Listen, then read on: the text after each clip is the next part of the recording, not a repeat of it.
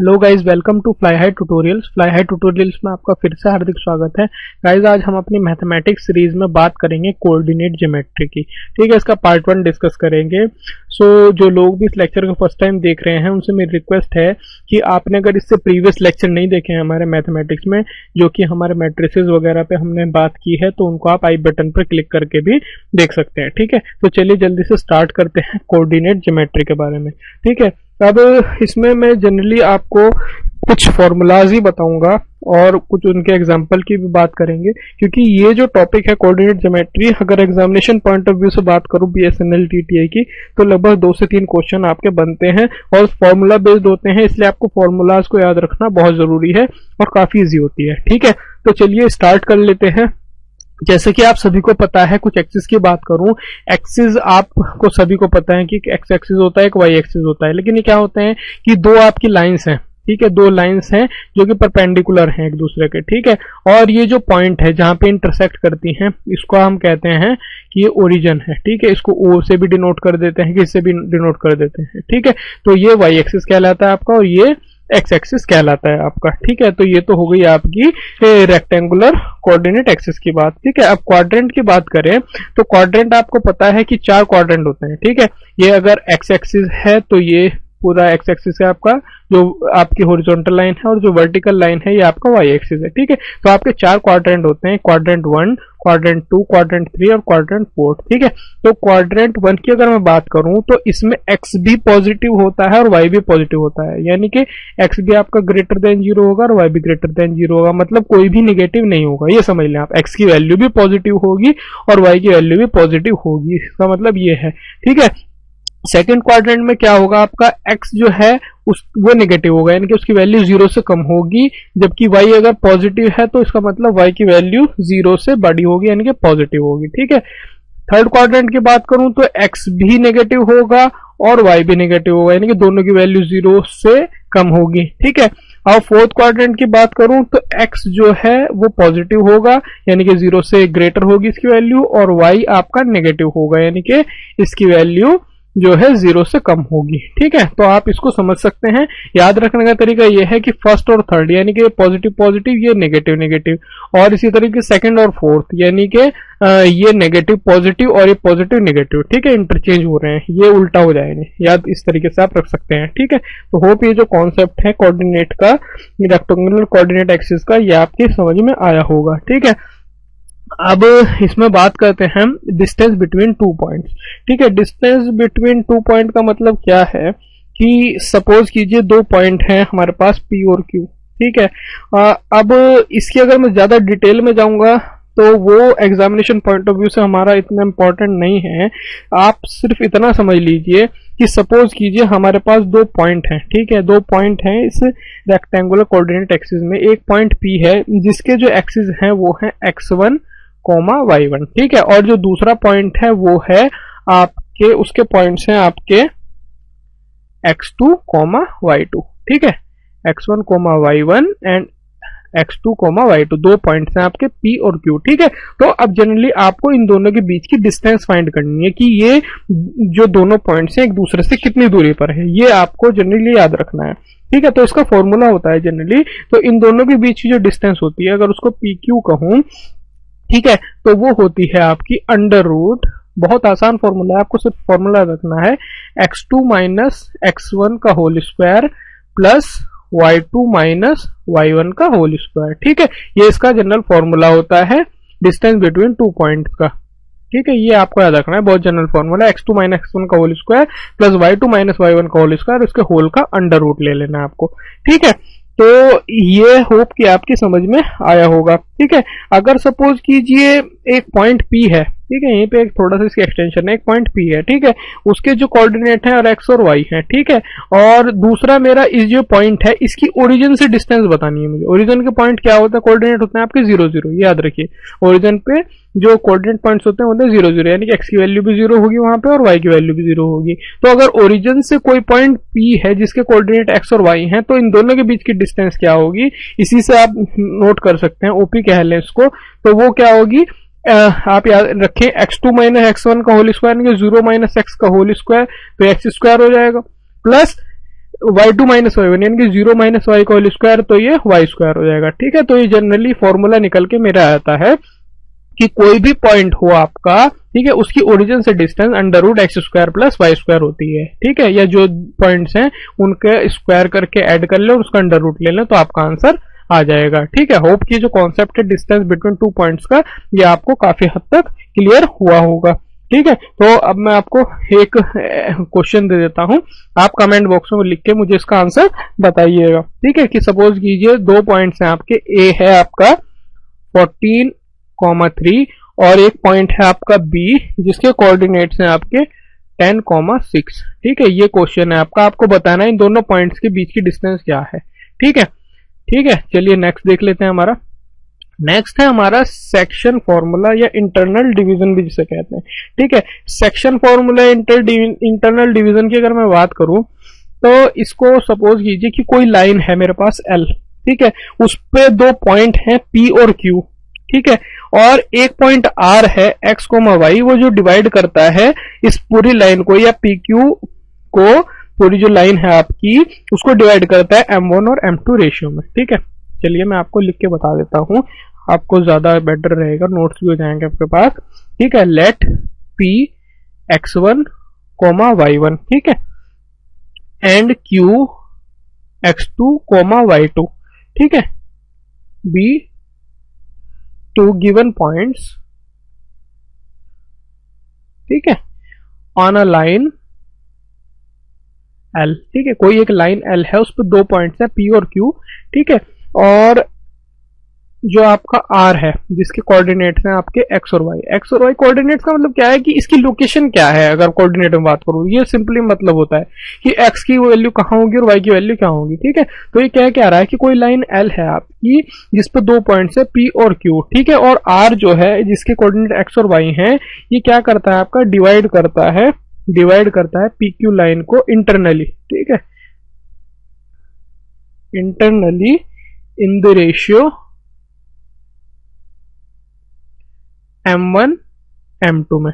ठीक है, तब आपका फॉर्मूला बनता है तब आपका ये बताना क्या है इसमें कि कोऑर्डिनेट जो है x और y के वो क्या है, यानी कि x की वैल्यू क्या है और y की वैल्यू क्या है। तो आपको जनरली फॉर्मूला बता देता हूं, तो x का फॉर्मूला होगा, यानी कि जो इसके कोऑर्डिनेट्स आएंगे r x के, तो वो आपके होंगे M1 x2 plus M2 x1 upon M1 plus M2। इन फॉर्मूलाज को आप याद रखें, बहुत इंपॉर्टेंट है, डायरेक्टली फॉर्मूला बेस्ड क्वेश्चन आता है एग्जाम में और आप आसानी से स्कोर कर सकते हैं। यानी कि M1 x2 plus M2 x1 upon M1 plus M2। Similarly y के लिए क्या होगा आपका, M1 y2 plus M2 y1 upon M1 plus M2। ठीक है, ये दोनों फॉर्मूला आपको याद रखने हैं कि अगर कोई लाइन L है आपके पास, उस पर दो पॉइंट है P और Q, और एक पॉइंट R जो है वो डिवाइड करता है PQ को इंटरनली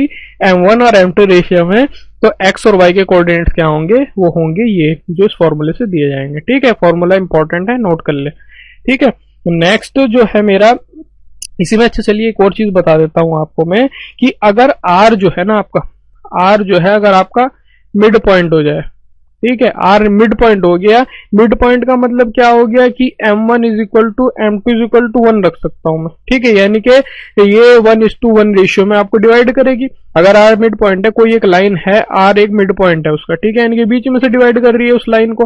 ठीक है, तो उस केस में क्या होगा, M1 और M2 की वैल्यू आप 1 रख देंगे, 1 रखेंगे तो ये भी 1, ये भी 1, ये भी 1 और ये भी 1, तो वैल्यू क्या आ जाएगी आपकी x1, तो आपका x की वैल्यू क्या आ जाएगी आपकी x1 प्लस x2 अपॉन 2।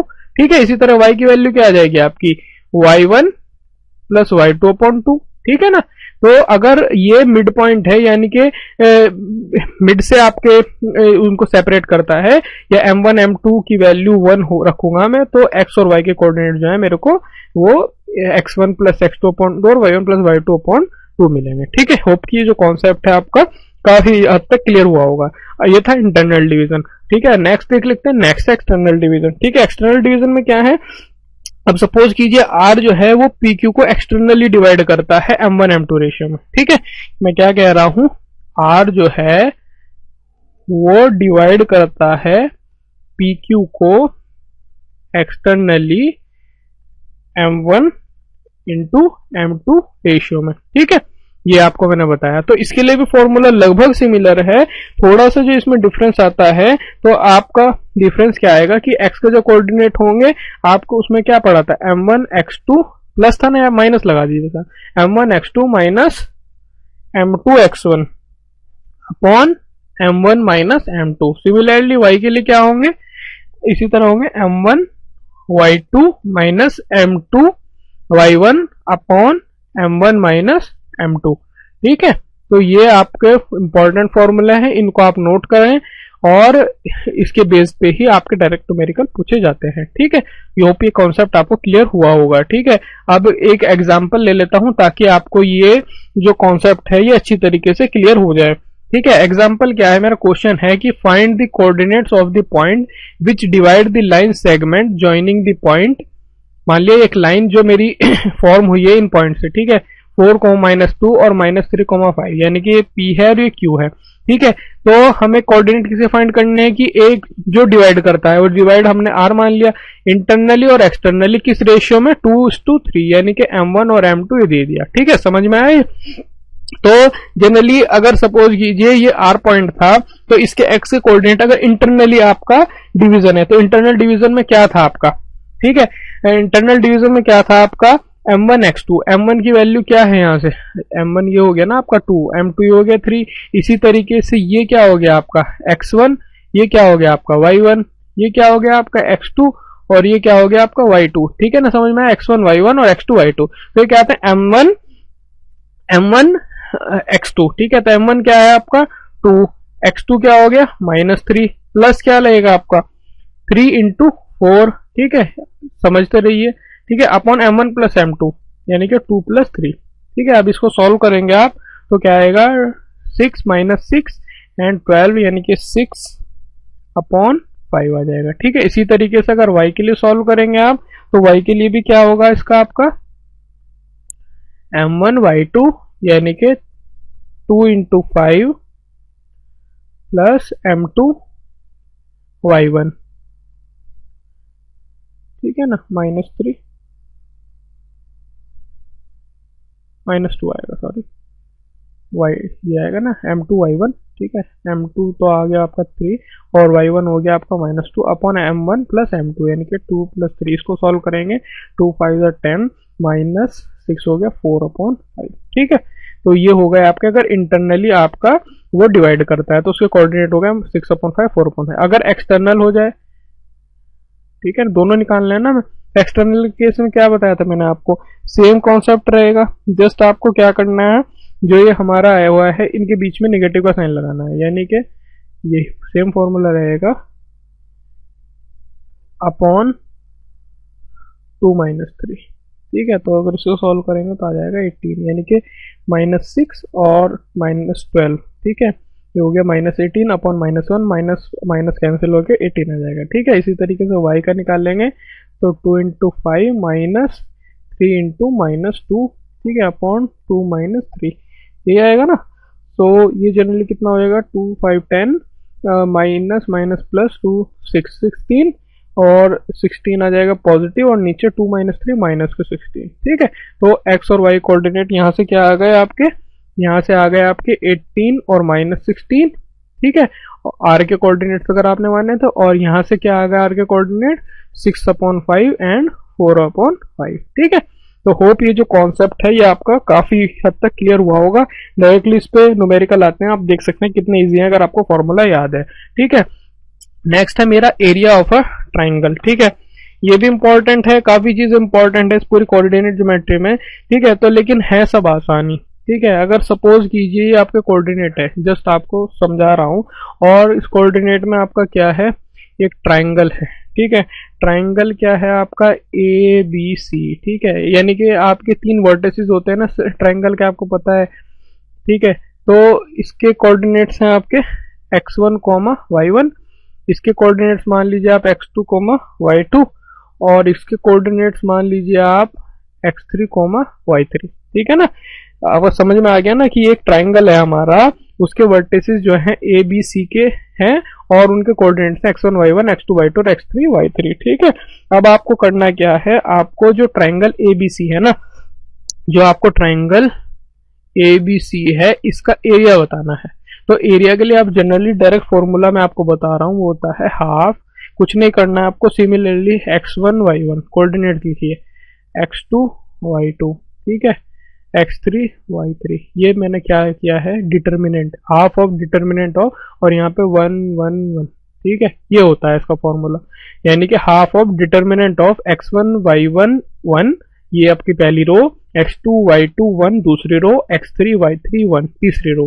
याद करने का तरीका यह है, कोऑर्डिनेट्स को आप रखें x1 y1 x2 y2 x3 y3 1 1 1 place कर दें, बाहर हाफ आएगा। ठीक है, तो इसीलिए जो लोग इस लेक्चर को देख रहे हैं, आप उसको लिए डिटर्मिनेंट वाला जो हमारा टॉपिक है उसको भी ध्यान से देख लें ताकि आपको क्लियर हो जाए। आई बटन पर यहाँ पर क्लिक करके डिटर्मिनेंट वाला जो हमारा लेक्चर है उसको देख लें ताकि ये प्रॉपर्टी आपको क्लियर हो जाए। ठीक है, अब इसको फर्दर आप सॉल्व कर सकते हैं, आपको बताया था मैंने। तो अगर मैं इसको फर्दर सॉल्व करूंगा तो क्या लिख सकता हूं मैं, x1 y2 माइनस y3। अब मैं यहाँ पे डीपली नहीं बताऊंगा क्योंकि मैं डिटर्मिनेंट वाला जो आपका हमारा लेक्चर है उसमें ऑलरेडी डिस्कस कर चुका हूँ। ठीक है, तो x1 y2 minus y3 plus x2 y3 minus y1 plus x3 y1 minus y2, ये इसको एक्सपेंड करूंगा मैं अगर इसको, तो वो मेरे को इस फॉर्म में मिलेगा। तो ट्रायंगल जो है अगर जिसके 3 वर्टिसेस के मेरे को कोऑर्डिनेट्स दिए हुए हैं उसका एरिया आप आसानी से फाइंड कर सकते हैं इस फॉर्मूले से। ठीक है, तो होप ये कॉन्सेप्ट आपको काफी हद तक क्लियर हुआ होगा। ठीक है, नेक्स्ट है मेरा condition of collinearity of 3 point. ठीक है, कोलिनियर जैसे होते हैं, तो अगर इसके लिए आप ध्यान रखें कोलिनियर की कंडीशन क्या होगी। कोलिनियर की कंडीशन भी बिल्कुल सेम इसी पर ही है।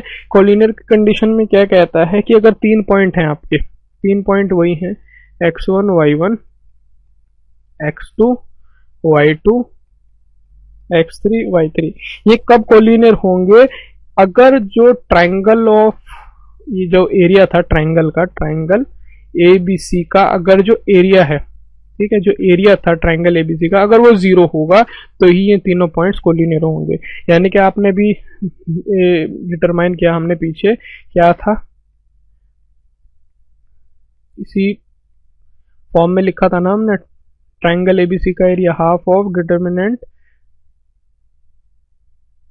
ठीक है, ये लिखा था ना। अब इसको क्या कह रहा है कि ये 0 होना चाहिए, तो ये तीनों पॉइंट्स आपके कोलिनियर होंगे। ठीक है, तो एग्जाम में इस तरीके से आपको दे देगा, अगर तीनों पॉइंट्स कोलिनियर हैं तो ट्रायंगल जो है आपका, इसका एरिया क्या होगा। ठीक है, या कोई एक इनमें से आपका, ये से सपोज कीजिए ये 2 पॉइंट्स दे देगा, ये 2 दे देगा, इसमें एक देगा, एक पूछ लेगा, तो किसी भी तरीके से क्वेश्चन बन सकता है। या पूछ लेगा तीनों पॉइंट्स कोलिनियर है या नहीं है, तो अगर इसके डिटर्मिनेंट की वैल्यू आपकी 0 आएगी तो कोलिनियर है, नहीं तो नहीं। इंपॉर्टेंट क्वेश्चन बन जाते हैं इस पे। तो आपको ध्यान ये रखना है कि हाफ ऑफ जो इसका मतलब एरिया है वो 0 के इक्वल पुट करना है, तो तीनों पॉइंट जो है वो कोलिनियर होंगे। ठीक है, तो होप कि ये जो कॉन्सेप्ट है ये आपको क्लियर हुआ होगा। इसमें एक चीज और कर सकते हैं आप कि अगर इसको एक्सपेंड करेंगे, जैसे कि हमने लास्ट टाइम एक्सपेंड किया था इसको, उसको 0 के इक्वल पुट करेंगे तो भी आपको सेम रिजल्ट मिलेंगे। ठीक है, नेक्स्ट देख लेते हैं हमारा, इसी पर ही एक मैं एग्जांपल भी आपको देना चाह रहा हूं। ठीक है, तो एग्जांपल क्या है आपका, आपको बता ही देता हूं कि सपोज कीजिए हमारे 3 पॉइंट हैं, जैसे कि मैं आपको बता रहा था किस तरीके से क्वेश्चन बन जाते हैं। ठीक है, 3 पॉइंट्स हैं हमारे 1,5, ठीक है, एक है मेरा k,1, यहाँ पे एक आपका दिया हुआ है, एक दिया हुआ है, एक आपका निकालना है, एंड 4,11। अब ये कंडीशन ये कह रहा है कि जो तीनों पॉइंट्स हैं ये कोलिनियर हैं, मतलब पहली कंडीशन बता दी कोलिनियर है। ठीक है, तो अब आपको क्या फाइंड करना है, फाइंड k की वैल्यू क्या है। ठीक है, अब मैंने आपको बताया था कि अगर कोलिनियर हैं तो जो ट्रायंगल का जो एरिया है, यानी कि इनको अगर मैं इस फॉर्म में रखूंगा, ये आपका 0 के इक्वल होना चाहिए। कोलिनियर की कंडीशन ये है, यानी कि अगर इसको मैं फर्दर एक्सपेंड करूंगा तो एक्सपेंड कैसे करूंगा, हाफ ऑफ, ठीक है, ये अगर इसके लिए लिख रहा हूं मैं 1 के लिए, तो ये क्या होगा, ये मेरी कैंसिल आउट हो जाएंगी, 1 1 0 -11। ठीक है, इस तरीके से एक्सपेंड करते हैं ना, तो इनको आप एक्सपेंड कर सकते हैं। तो मैं आपको एक्सपेंड डायरेक्टली कर रहा हूँ यहाँ पे, ये है माइनस के 10 माइनस के 5 के, क्योंकि ये मैं इसलिए डायरेक्टली कर रहा हूँ ये स्टेप, क्योंकि ये मैं ऑलरेडी आपके डिटर्मिनेंट वाले जो हमारा चैप्टर है उसमें कर चुका हूँ, तो आपको वो लेक्चर देखना कंपलसरी है ताकि ये समझने में आपको कोई प्रॉब्लम ना हो।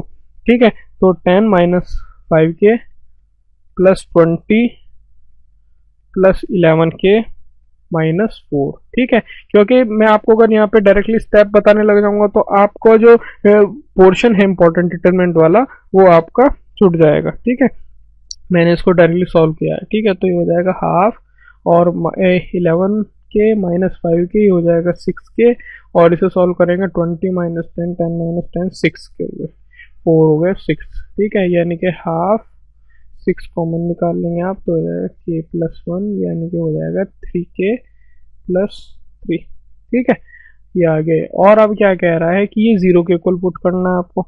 ठीक है ना, ये तो कह रहा है कोलिनियर के केस में 0 होती है, यानी कि जो मेरा एक्सपेंड किया है इसको 0 के इक्वल पुट करना है, तो यहाँ से के की वैल्यू क्या आ जाएगी आपकी -1।